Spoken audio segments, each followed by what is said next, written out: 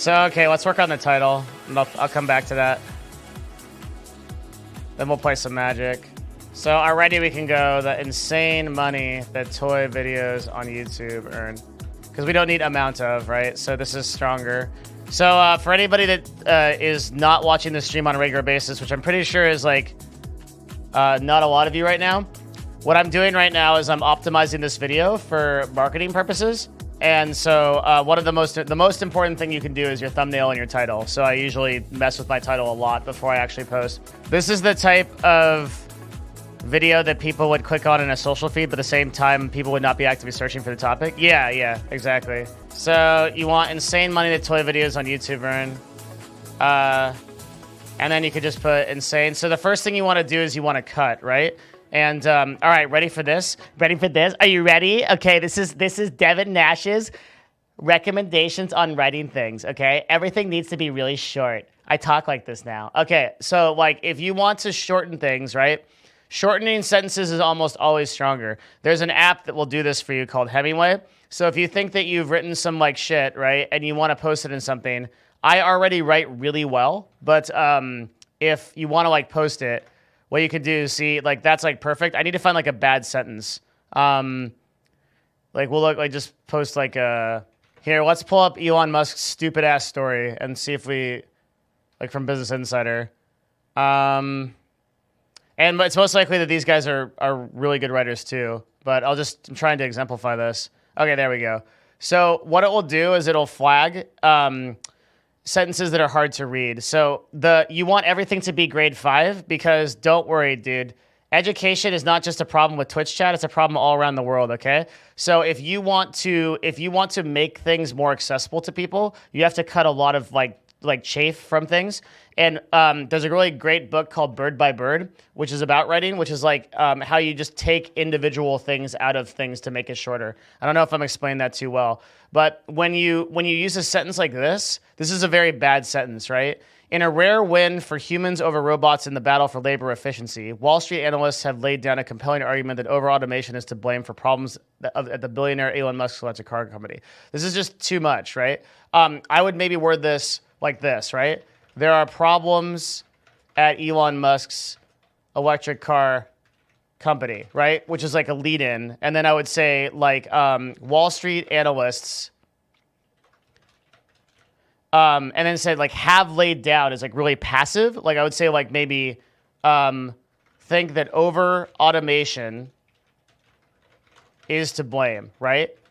And then I would just cut this, which is like just shit, right? Like this is just like a shit lead in. And now I have like a way stronger sentence and I said less, right?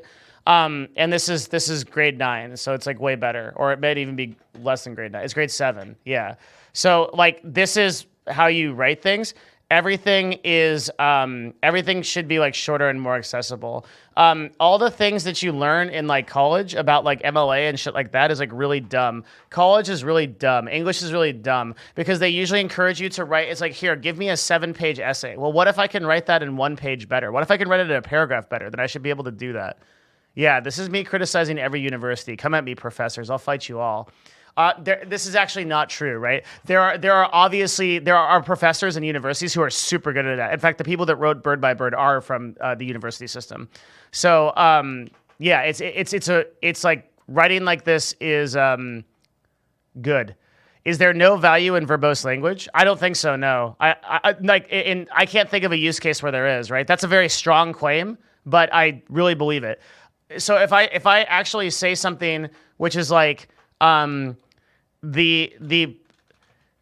went to the store. It was really great, you know, like this, like really qualifier. I guess like what I would say is I don't think there's any place for adverbs in good writing. Pretty much, there's really rare that there is a place. There is sometimes, but verbose language just confuses people, and it doesn't add strength to it doesn't add any strength to like what you're saying. I went to the store and it was really great, right? Or like this is like a sentence where well, I guess I should just criticize other people's writing. So that is to say, the very innovation and competitive. So okay, actually, I'm glad that we pulled up this article because whoever this person is, in this Business Insider article is actually terrible. Here, yeah, this person is like a really bad writer. So like, this is good that we can pull this up. Take that, Lynette Lopez. Okay. So this is like, there is to say the very innovation and competitive advantage that Musk says he's bringing to the car industry, his nearly fully automated plant. This is a perfect example of like really weak adverbs. We could use like a better example. So let's try to fix this. Like, okay. Nearly fully is like such a bad way to write this. So, and that is to say, these are qualifiers you don't need. I feel like this person learned to write in like, I don't even know. Like this is the type of writing that people think is cool, but they don't actually vet it with anybody else. The very innovation and competitive event, like it's so bad I don't know how to fix it. Well, first of all, what are they trying to say? Okay, so they're trying to say that Tesla is unable to scale quickly. So we could say Tesla has scaling problems, right? So let's just start there. There's the subject. And then the very innovative competitive advantage that Musk is bringing. Tesla has scaling problems.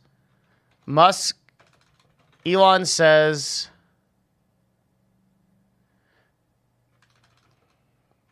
so we could say, despite Elon saying otherwise, Tesla has scaling problems. Elon sounding intelligent isn't good. Yeah. No. So that you didn't write that wrong. That is 100% right? Like sounding intelligent isn't good. You would think it's good, and like school teaches you to be good, but it doesn't. So you need to sound accessible. The way that she opened this was really strong. The robots are killing Tesla. That's super good. Tesla has scaling problems. Elon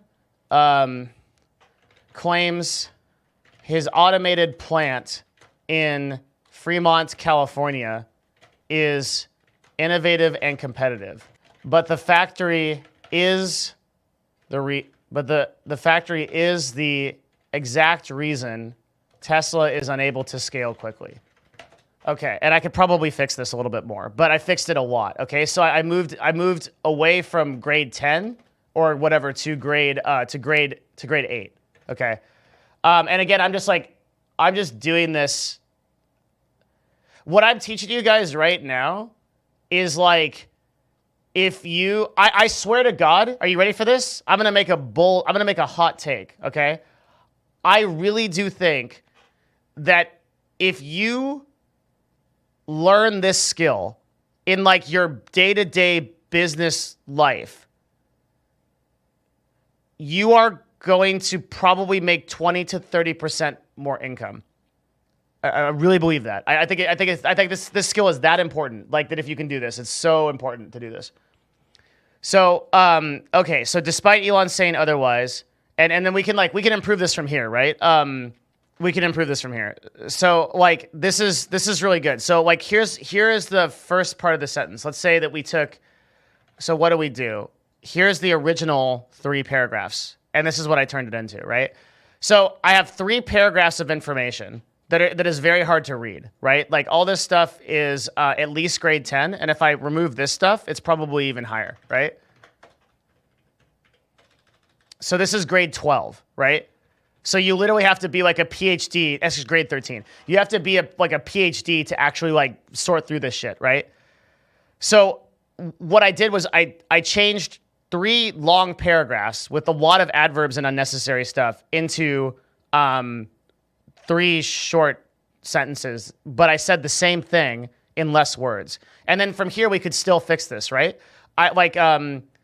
The factory is the exact reason Tesla is unable to scale quickly. That's actually an okay use of an adverb, but if we could find a better verb, like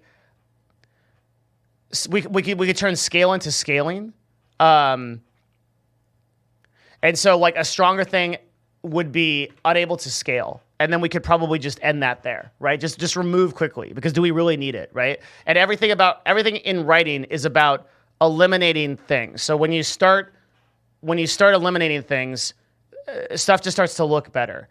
And there's a hidden group of people who really understand this, and they're copywriters, right? And I've talked about these guys on stream before. That I follow a ton of them. And when you look at the way that copywriters write, they are super different. So let's take a look at one of my favorite copywriters of all time, Ramit Sethi. So he opens up, am I the only one who wonders why the hell some people spend their money the way they do? Insanely good intro, right? Like, this gets me into the article. So what these guys do as a profession is they write emails and they try to sell you something in the email. And then he immediately launches into a story, right? A personal story.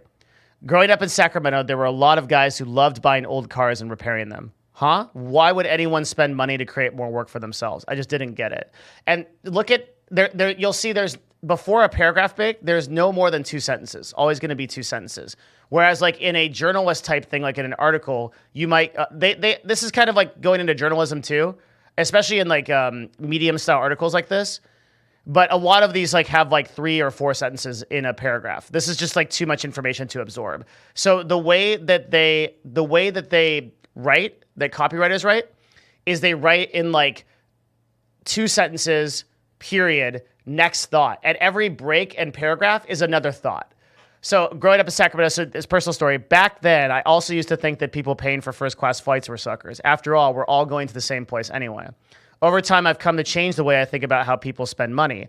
I'll never buy an old car to repair, but I do fly first class, and now I understand why people do both. I'd like to introduce you to the idea of money dials, the 10 areas where people naturally spend money. So all of these hooks, I mean, I could just spend hours talking about this, but there's so many ways to improve your writing in a way that you can communicate better. So the key to remember is the only meaning of communication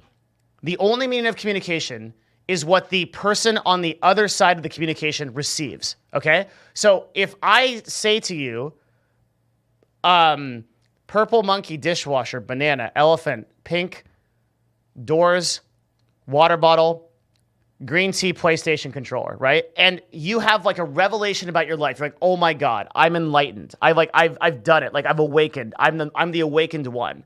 Okay, that it doesn't matter what I say. All that matters is how is that the communication, the meaning of the communication, that the thing that I intended to communicate to you is put across. But the way that we think about writing and the way that we think about communicating is in these verbose tomes, right? We tend to overcomplicate things for 2 reasons, I think. One reason we overcomplicate things, I think, is because most people actually don't know what they're talking about, especially experts, right? So if you ever hear somebody that's like really verbose and they're using these big adjectives and adverbs and words, and like you've got like an expert on CNN that's like, well, I think the state of the economy is deplorable.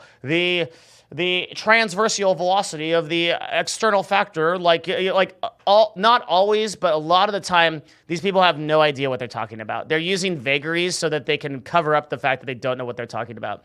If you have an expert in something, they just speak really clearly. They just tell you what it is, because most things are not that profound. They're pretty simple to explain if you really understand the subject and you can communicate it to a person.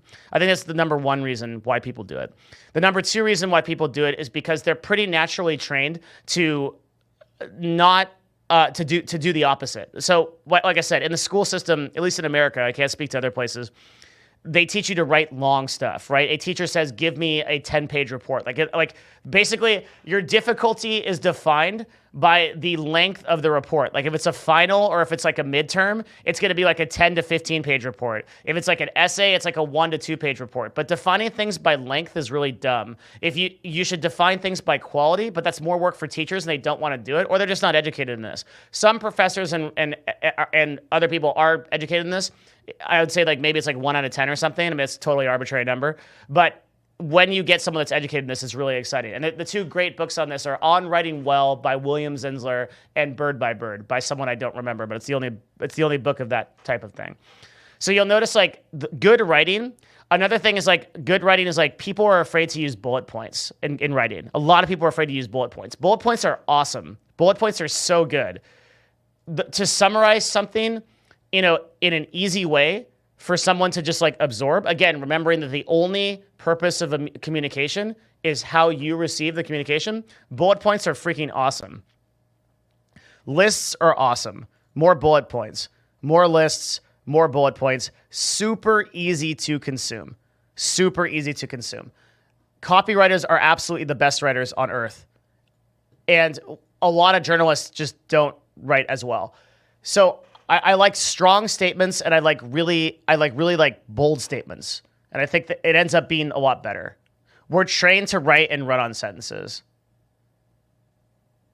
Does this advice extend to verbal communication? Absolutely, yes.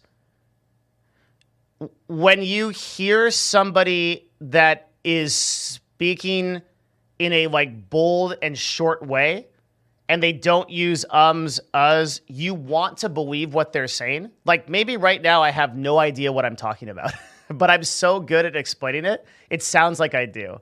All right? Because I've just gotten good at communicating. The better I am at communicating my idea, a lot of times I noticed in business, this is maybe something that I shouldn't say, but a lot of times in business, I don't know what I'm talking about, but I can speak so well because of the skills that I just mentioned. People just believe me. It's actually insane. So actually, I'll tell a story about this. This happened in downtown Seattle. I'm with a person who works for Twitch, and we're in a car. And downtown Seattle is kind of confusing. There's we're trying to get to a restaurant. There's a street that we have to turn off on. And he goes, wait, is that street one way coming up? Because like we have to go left. It's like, is that street one way? And I just said, look, without even thinking, I'm like, it's not one way, just turn left.